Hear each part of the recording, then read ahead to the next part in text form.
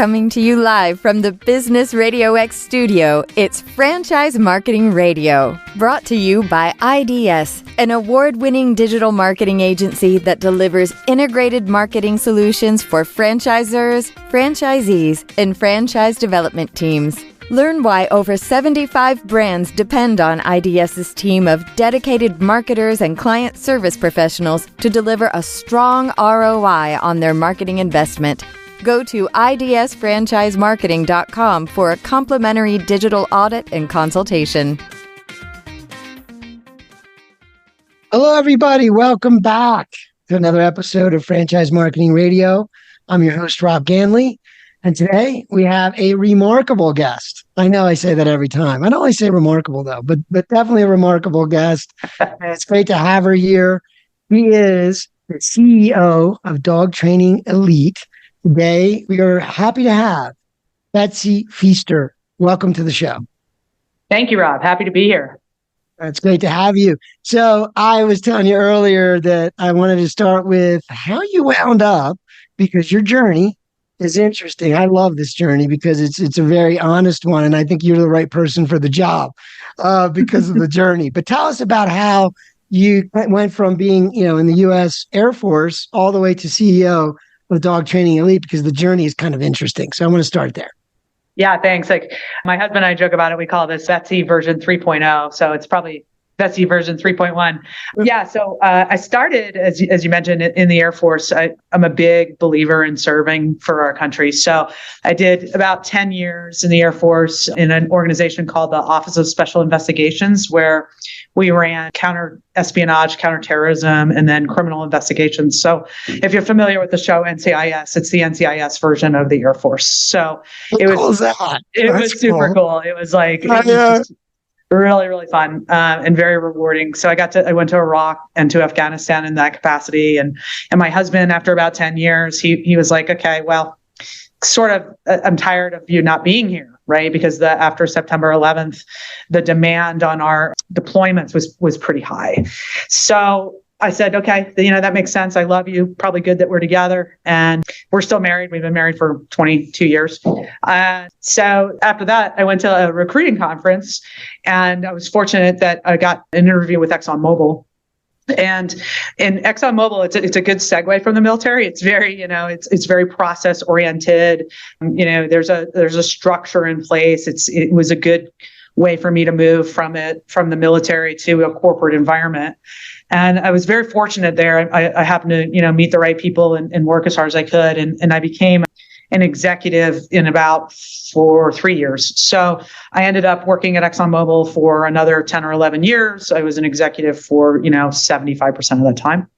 So that was neat. During that time, we were able to go to Africa for 6 years, and we were able to learn a lot about how corporate structure is developed, how successful corporations operate. So it was great. Just at some point, I just didn't love it as much as I wanted to. And what I did know is I love dogs, and I love kind of still being in business. So my husband did it. He just was Googling one day because he could tell I was less happy than I normally am. I became like overly dedicated to fitness. That was my outlet. And he was like, there's something really wrong with you. So he actually found Dog Training Elite just doing a Google for dog training franchises or dog training business. And he set it up. And so about 2 years ago, we came out here for approval day, and we fell in love with the staff at the time and the model about how we could continue to do company service, community service, doing service dogs and therapy dogs, helping veterans, because I personally have a service dog because of some of my PTSD. So they helped me train my dog. And then once that happened, I started really being involved. So we actually bought our initial franchise was in Southeast Louisiana, so Baton Rouge and New Orleans, and we really, really love that area. But I'm from Philadelphia, and my parents are getting a little older. And because our business did better than we thought it was going to do, we were like, oh, well, we'll just kind of live off our ExxonMobil money and it'll be fine. But the business did well. So we took the opportunity because we were so happy and so grateful to be doing something that we loved and making a living at it. that we bought a territory outside. We bought basically Philadelphia, not the center city, but the surrounding areas of Philadelphia, which is where I'm from. So it gave me so we opened up that franchise, gave me an opportunity to really get involved with my family a little bit more, see my brother, my only niece, and my parents. So that was really wonderful. And then there was some turmoil up here at the headquarters, and there was, the original CEO resigned. They had an interim CEO. And they asked us to be on the board. So we came on the board. And through that process, I started asking some questions. And there was just this realization that I was probably the right person to help grow the franchise and help stabilize what we'd achieved. And so they asked me to do it. Originally, I said no, because I left ExxonMobil because I didn't want to compete for the CEO job. And then I went home and talked to my husband and just realized how much we loved this business. So we ended up saying yes. And now I've gotten teased by 3 of my former colleagues at ExxonMobil. They're like, "You left because you didn't want to be a CEO. Now, what are you doing?" But it's a lot different. And so that's how we got here. It's just, we're very happy to be here. And we think it was all meant to be. So we're excited about it.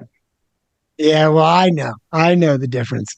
It's interesting. Like, you said a lot of cool stuff there. I'm from Philadelphia, by the way. You are? How about the Eagles? Finally, the Eagles are that team, right? That everybody else looks I know, at but the Phillies totally let me down. I can't even with the Phillies, but anyway. I know. We're getting a little spoiled in Philadelphia. We love our sports, but that's cool. And I also picked up on you have a good husband. I'm glad you're still married, because it sounds like he's keeping an eye on what's best for you. So good. That's good. But I do understand what you're saying, though. There's a lot to be said for the journey you went through, because it's really a reflection of franchising, in that the brand becomes very important. It's the brand it's like everybody's individual dream together as a network, but it's important to you. So like for you, you kind of said to yourself, and you have that way about you, I could tell, like being that you served. By the way, thank you, because, you served, and I could tell you're probably, you're not saying everything you might say. What you had to, Right. what you had to invest for that. And I can only imagine. I'm glad that you have a dog, but it was really interesting that you went through that journey on many levels of interacting with the business, but also how important the brand was to you. Like, you realized, the brand's important to us, you and your husband and who's involved, but also the other franchisees, right? Mm-hmm. And you're like, wait a minute. And then you saw it in yourself as, well, I'm one of those people that could probably be that person, right? So it's like in your mind, you said, oh no, I'm picking myself. I want to do that. Exactly. You cared about the brand, right? That's the connection, is that you're willing to make the sacrifice because the brand mattered. And that's what franchising produces, is that sort of pride and that sort of, caring about it. And you're a franchisee, you're a franchise owner coming in. Well, you were, and that's where you came in, and that's where you developed that loyalty. I mean, there's a lot to be said. So, all right, now let's jump over to CEO, right? So you are CEO of this brand, and I noticed that last year you guys did quite a bit of growing. So tell me about that. Tell me what that means for the future, like your vision for how you will approach growth, what some of your goals are. And I know, just kind of tying it to the real purpose, which I thought was, as a dog lover, we talked earlier, I'm a dog lover, but, I just think it's amazing what dogs can do for people. Like, where I think we've learned a lot more over the last maybe 20 years, but the idea of having a service dog for many purposes. And I think you personally can identify with that, but also the experience of being an owner and now part of this brand. Tell me how growth is tied to sort of that goal that you might have to help more people, right? But tell me how that looks, because you grew a lot last year. You're absolutely right, Rob. So like last year, we were growing at such an exponential rate. The CEO at the time actually made a conscious decision to say, look, we need to pause, right? Because we want to make sure that we're doing this systematically, and that the franchisees are happy and the franchisor is happy. So there was a conscious decision near the end of the year, I think, to say, listen, let's just pause for a little bit. So we did that and kicked it back up again in, maybe the first quarter of the year. So I actually, back to the why, one of the reasons I wanted the role is I thought that was a really pragmatic decision. It showed that again, to your earlier point, that it's a family rowing in the same direction, right? We don't want to dilute the brand by growing too fast. And so I thought that was it was a difficult decision to make, because obviously that stops revenue for the corporation on one portion of the revenue. So so once we got that kicked back up, which we have been doing, we want to grow in the right way, in a very I keep using the word systematic, but it's appropriate for this. It's not, to use a military term, we're not doing a ready, fire, aim. That we are ready, we're aiming, and we're firing, so that we all understand what we're trying to achieve. My vision, I want us obviously to continue to grow in the right way with the right franchise owners. Sorry, you can hear my dog in the background. They're playing. I have a new puppy. Anyway, so what I want to do is, there are 2 states where I think we can really expand and help people more, which are in California and in New York. We don't have any franchisees there. But tying to your earlier question about how we're supporting folks, is that there's an element about training service dogs to help invisible and visible disabilities. And those 2 states, they're two of the biggest, if not the 2 biggest, I think they are.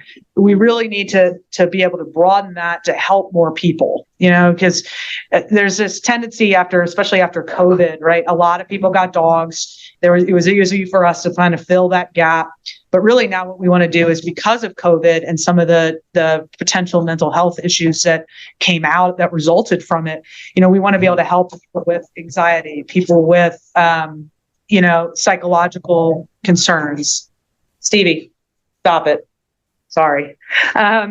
See, by the way, that's perfect. We're doing a dog. We're talking dog businesses, so the barking, whatever. It's all good. They're always in my office. But anyway, and they like to tell me when it's the end of the day. So what we want to do is continue to. There are 2 types of ways that we can help the community and help serve. One is through training service dogs, which we're able to do at a much lower cost because of our model. So if you were to look up, dog, I want a service dog, I want to buy a service dog, it's probably going to cost you in the $25,000 mark, because you're buying a dog that's been trained and blah, blah, blah. We train with the client. So if you needed a service dog, Rob, we would work together on your service dog, which allows us to lower the cost, because we're not taking the dog in and boarding it and training it for a year. We're working on it with you. So that's one way that we're able to kind of help more people, because it's much more cost effective.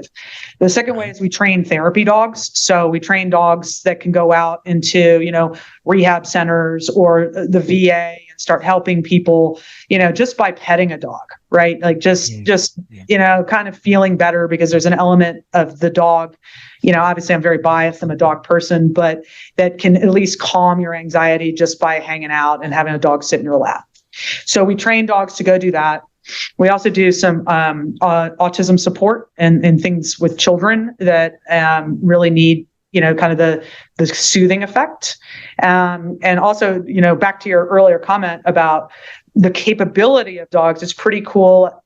We've done some studies, I've read some studies that, if they would have taken, for example, instead of going through all the COVID testing and all of that, if dogs can detect that stuff. So just think about that in those terms. If you have kids going to school and they can't go to school because maybe somebody in their class was near someone with COVID, the dog could sniff that out. So it's an opportunity lost, but maybe one in the future. So we'd like to grow in that space as well. Yeah, amazing.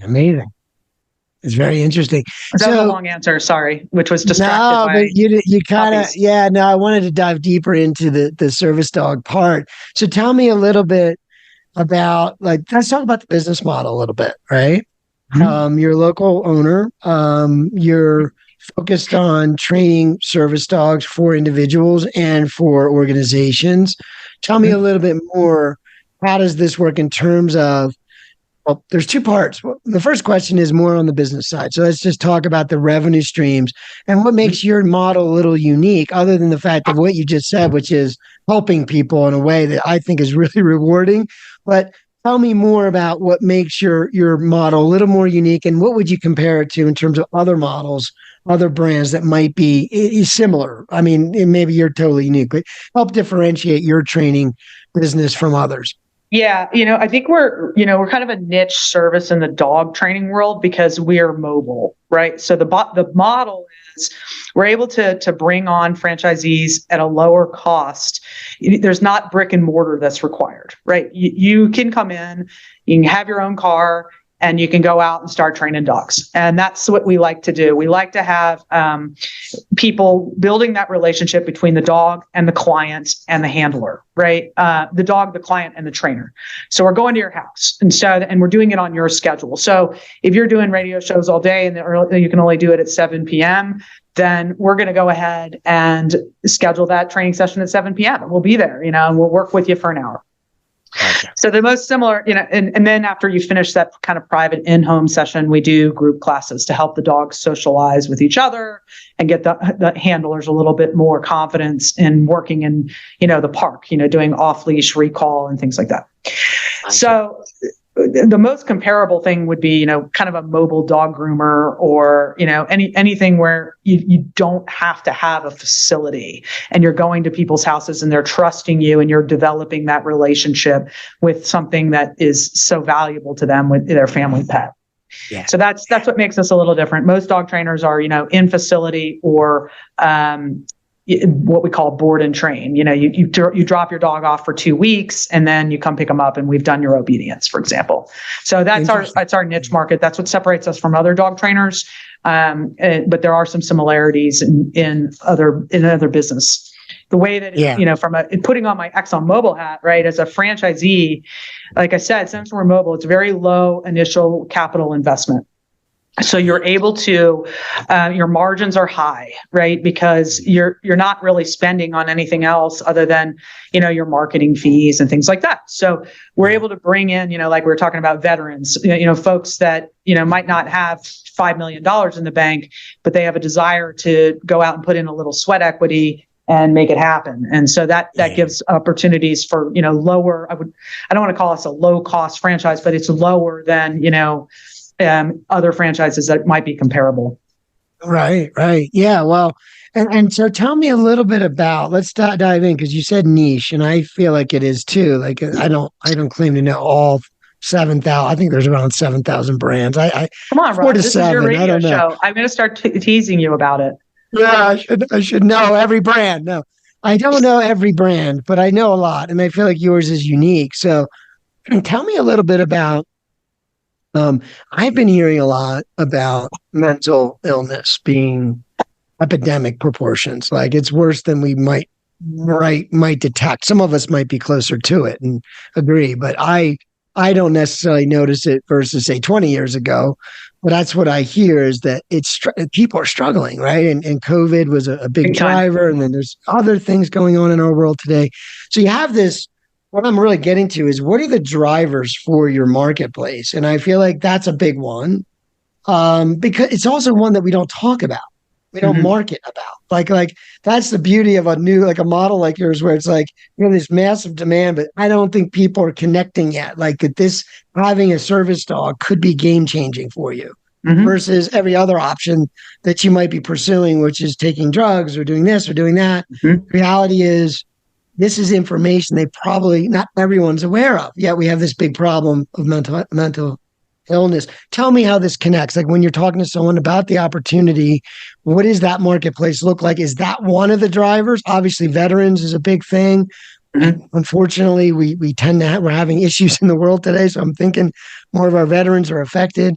So it's like, what are the drivers? Like to me, there's demand, massive demand coming and probably increasing. Can you share more about how that looks for you and how you're playing a role in helping?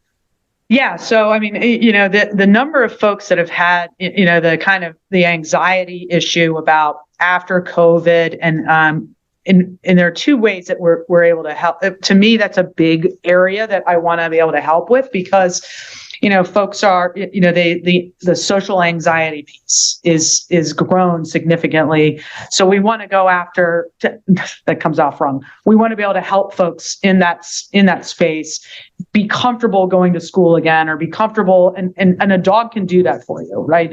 If you don't want to make eye contact with someone, then you can just make eye contact with your dog. And only, service dogs are the only ones with significant public access. You can go anywhere with your service dog, provided the service is needed. So for me, it's a really big, because like you said, I'm not sure folks are really connecting in that space, because they're like, I don't want, I don't even want to go outside. I don't even want to talk to a dog trainer. But that's one of the things that's nice about our model, is you're not coming to a big group class. It's just us, right? Like if you can deal with me, then you're in pretty good shape, right? I'm just coming over. Yeah. I'm going to work with you and your dog.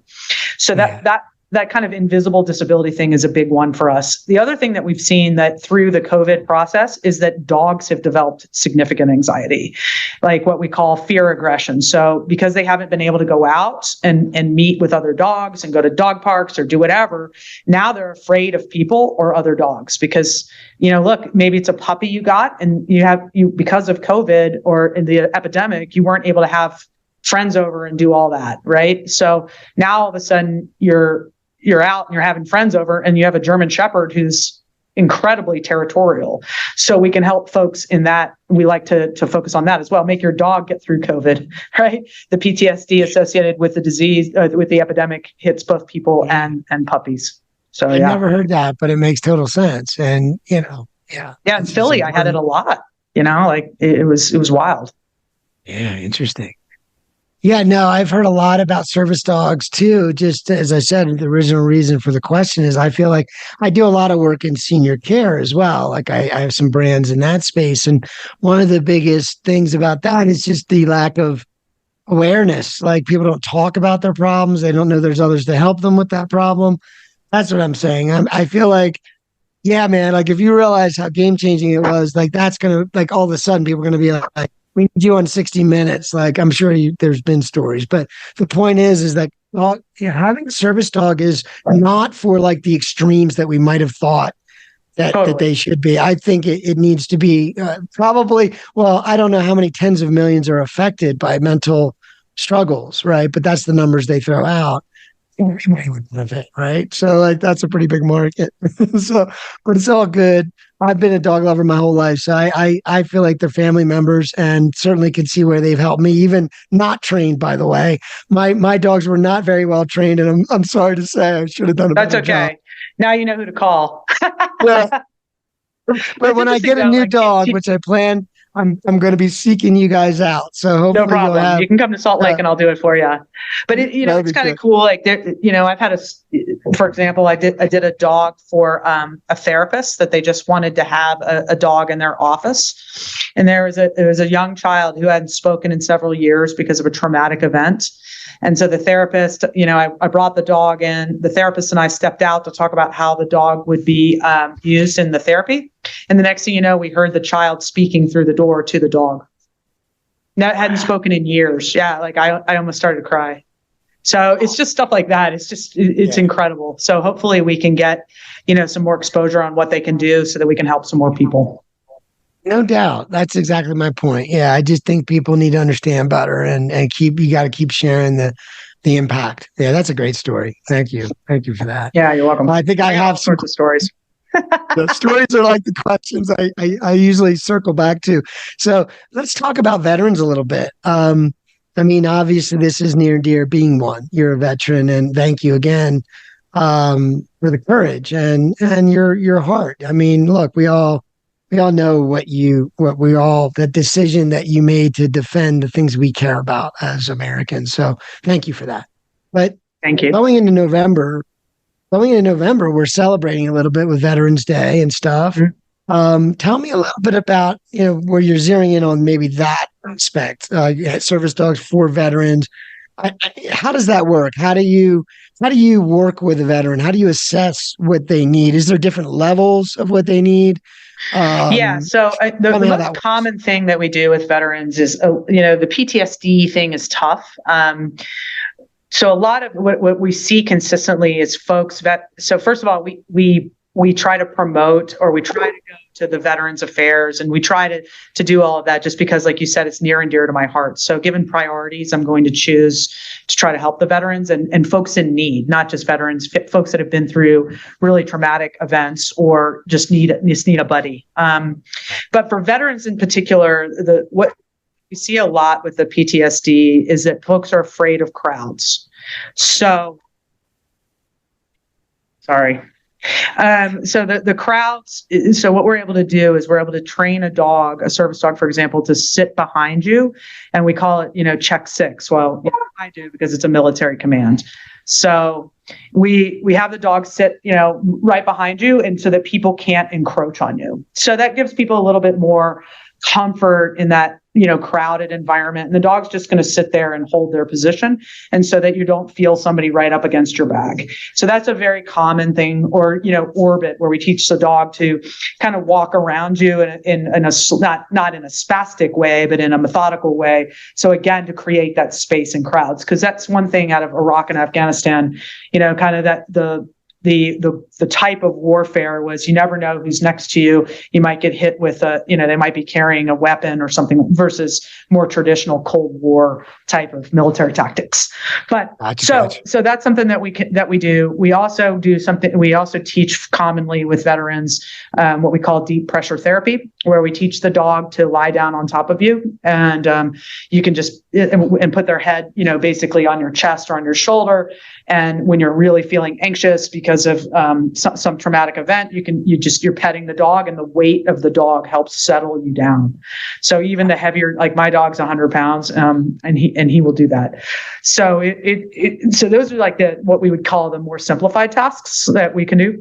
But we also do as much as, folks that have had, they have a tendency to do self-harm, or they drink too much. We can teach dogs to stop that behavior, right? We can teach them to, either stop you from doing it, to smell out that your stress levels your cortisol levels are really, really elevated.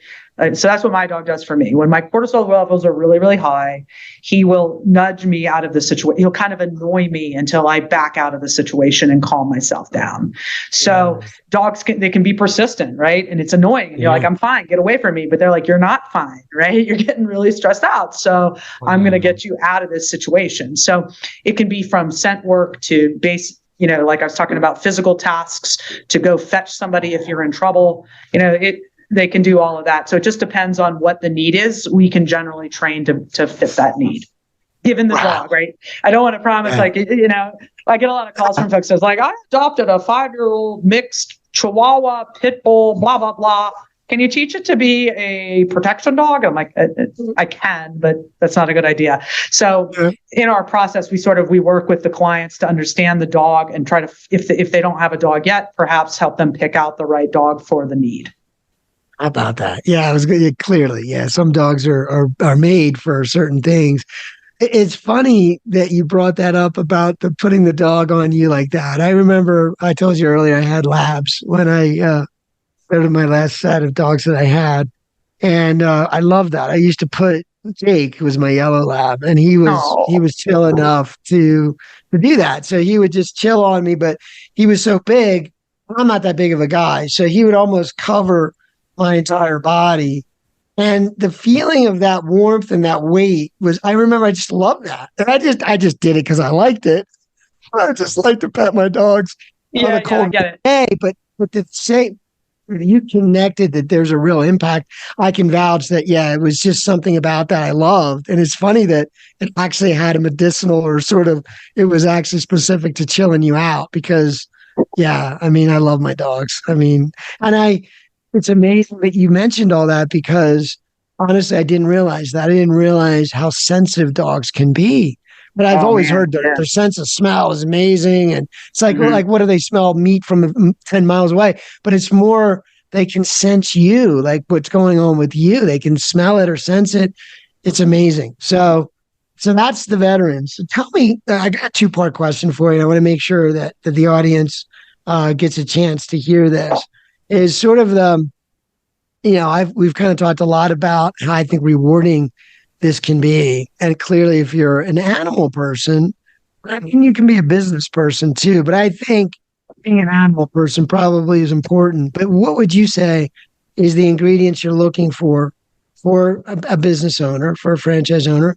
And what would that first 12 months look like for them? Like, what is it you're keying in on as being the most important KPIs for a franchisee? Clearly, success is the end result you want. What does that look like that first year? And yeah, that's a really, what are you looking for? The timing is perfect of this question because I'm actually looking at a lot of our franchisees right now. So my theory is this: the business is kind of easy in that, we can teach you how to do a return on your investment, how to look at your marketing spend, how to evaluate what you're doing. That stuff's pretty easy. The training is hard, right? Learning the patience that's required to deal with a dog, right? Some people just don't have it. So, but that doesn't mean they can't be franchise owners. So I guess to answer your question is succinctly as I can, is we're looking for the person that understands the value of the service that we're providing, that is willing to put in the work, because you can be a franchise owner and we don't really have an absentee model, but we do have semi-absentee where you're involved at the beginning and then you hand it off to, an operations person. So I'm very interested in people that want to learn and that understand and aren't afraid of hard work. Because at the beginning, so to segue to your second part question, the first 12 months, it usually takes about 3 to 6 months to really start rolling. So, at the beginning, what it looks like is you're going to come to training with us. We're going to teach you everything you need to know about training a dog. You're going to come 2 weeks of what we call boot camp. We're going to teach you our techniques. We're going to get you out on appointments. We're going to make you really comfortable. And that's why that's our focus, because we think we can teach you the business stuff. And most people already have some sort of sense of that. Then after you get back, we generally recommend, you go to some sort of event with your dog that you just came to boot camp with us. And you're basically demoing what you can do. And it's old school, right? You're like at a farmer's market, for example, and you're with your dog and you're like, oh my gosh, people are coming by you and they're like, your dog is sitting so still for the whole day. Like, yeah, like I can do that for you, right? So the first 6 months are a lot of that, shows and getting out and showing off, for lack of a better term, what your dog can do, going to community events. After that, we've got a nice marketing, internet media support firm, media marketing, and generally their SEO kicks in at the 6 month point where we're getting up in the Google pages, and then it becomes a little bit more automated. So the first 6 months are a little bit of it's some boots on the ground. You're going out, you're talking about, you're proud of. That's why we want you to love what you do, right? Because it sells itself. The outcome sells itself. And then once that Google searching SEO work kicks in, it's a lot easier. You're starting to get web referrals and you're getting personal networking referrals, and so after that, you're in good shape. You're in good shape. Yeah. And I would think, just as a marketing guy, as a technology marketing guy that started on Google from the beginning, it's all about intent. And as I said, it could be challenging, but I got to believe there's a lot of unique things you do that people are wondering or need help on. And it seems like a really cool topic to be discovered. So I'm sure that'll only be a growing concern for your brand and the things you're doing for people. So yeah, that's good. And, but I also see it as being very community focused too, because like here in the Springs, like if I were to tell some friends about it, I could tell you right away, they'd be like, oh, that's really cool. They'd be like me, like very interested and intrigued with how the impacts are made. And I do see a lot of people in stores. It's pretty common here where I am to see service dogs with people. So I would say almost anytime I go to Walmart, I'll see service dogs. So that's actually one of the challenges we have, not to interrupt you. It's interesting because you can go on the internet and pay $50 and get a form that says they're a service dog, but they're not a service dog.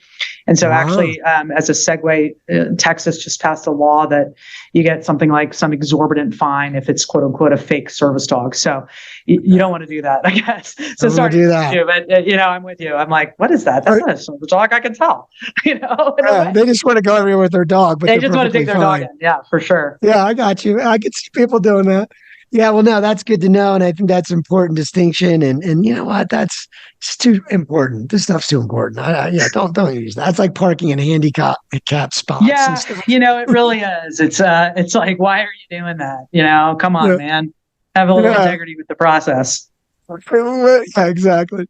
So tell me, as we wrap up, I appreciate your time, and I want to share that. I want to ask this because I think someone with your background might have a pretty interesting answer. You can answer it a couple different ways, really, just from what comes to your heart. Um, but then being through all the things you've been through war, you've been through military, you've been through, obviously college, and then you've been in the corporate world. You probably met a lot of really smart people, I gotta believe. And I know for me, I've always appreciated the mentors, the managers, the people that inspired me or even encouraged me. Is there anybody along the way that there was a principle or an idea that you'd like to share or something that you still use in your management style or leadership style? Or it could be a principle, it could be something someone shared with you, it could just be something dad told you over and over again. But is it something you're using that you feel like, yep, that's me, man, and that's how I roll? Is there a principle or an idea you'd want to share with that? Well, it's a good question. I could answer it in a number of ways, as you might imagine. I'm going to say something that's going to sound ridiculous, but I'm going to say it anyway, just because you're from Philly, and so I'm going to tell you. It was actually my childhood riding instructor, my equestrian instructor. Yeah. Just the principle of loving animals, being proud of who you are, integrity in the sport, or, understanding that it's a two-way street. It's you and the animal, and you have to have integrity in everything that you do. That ties to the military as well. But, I was 13 years old and I grew up in a nice family. I had been relatively spoiled. I fell off a horse in Devon, you probably know Devon. I know Devon. Yeah. So, and I sat there in the middle of the ring crying at 13, and she came out and she was like, "Get up. You have to get up. You have to finish this. Respect the horse. He's working hard for you. You made the mistake. Respect the people that came out here to watch you, and finish what you started." So she was incredibly impactful. She was scary, but she made me really, ready for the military and everything else that happened after that. So she had 2 dogs, she had 2 labs. So there you go. You didn't disappoint me. I put you on the spot. I just know people like you always think of something that is so crucial what you just brought up. I mean, I think as a entrepreneur and, someone who's had some failures and successes, but, when you're driven by your own visions and want to do things on your own, sometimes you hit those places where you're sitting in the middle and you're crying because you're as an adult, right? And that's the answer. That's the answer in the back of your head. You got to get up, pull up your bootstraps, and keep going.